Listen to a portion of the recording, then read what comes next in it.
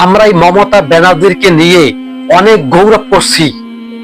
এই মমতা ব্যানার্জিকে নিয়ে আমরা অনেক সোশ্যাল মিডিয়ার ভিতরে তার গৌরবের কথা বলছি যে মমতাজ ব্যানার্জি অনেক একটা ভদ্র মহিলা বলছি। আসলে এখন দেখুন কিভাবে বাবরি মসজিদ বানাইতে দেবে না বাধা দিচ্ছে মমতাজ ব্যানার্জি। সেই এক এক সময় সোশ্যাল মিডিয়ায় আইসা এক এক ধরনের কথা বলছে। আসলে যত যাই বলুন, এই মমতাজ ব্যানার্জি মুসলমানের একটা শত্রু, মুসলমানের একটা গলার কাটা হয়ে দাঁড়াইছে। আপনি জানেন এই মমতা ব্যানার্জি যেখানে থাকে বিশেষ করে সেইখানে কোনো মসজিদ নাই, শুধু মন্দির আর মন্দির। যেখানে 100 হিন্দু ভাইরা থাকে ওইখানে কি 50 জন মুসলমান ভাইরা নাই? এই মমতাজ ব্যানার্জির উদ্দেশ্য বাবরি মসজিদ তৈরি যাতে করতে না পারে। এই মমতাজ ব্যানার্জির একটাই কথা, হুমায়ুন কবিরকে বারবার হুমকি দেওয়া হয়েছে। আর এবং হুমায়ুন কবিরের কল্যাণ নেওয়ার জন্য 1 কোটি লাখ টাকা মানুষকে, যে ওর কল্যাণটাকে আলাদা করতে পারবে তাকে নাকি বলে 1 কোটি টাকা দেবে, তাও হিন্দু পরিবার থেকে একজন হুমকি দিছে। আজও কি সম্ভব?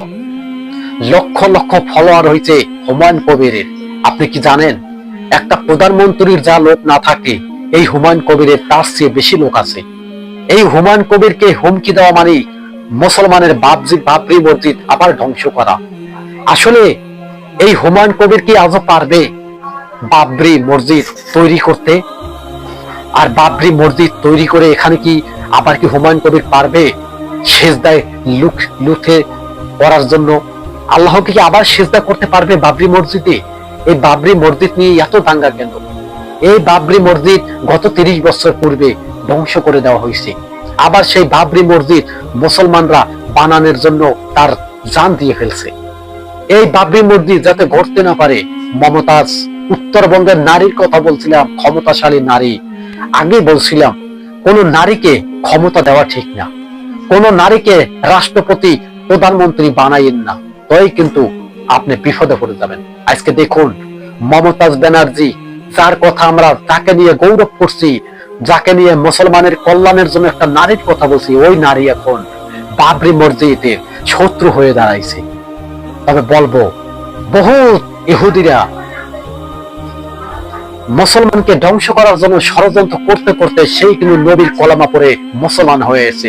সবাই বলেন আলহামদুলিল্লাহ। আজকে এই বাবরি মসজিদ নিয়ে কোনো কথা বলতে চাইছিলাম না, কিন্তু বাধ্য। বাবরি মসজিদ কারো বাপের টাকা দিয়ে বানাইতেছে না, এটি জনগণের টাকা, এটি আল্লাহ তাআলার সেই আদেশ। একটা মসজিদ বানাইলে জান্নাতে 10টা জান্নাতের ঘর বানিয়ে দেয় আল্লাহ তাআলা রব্বুল আলামিন।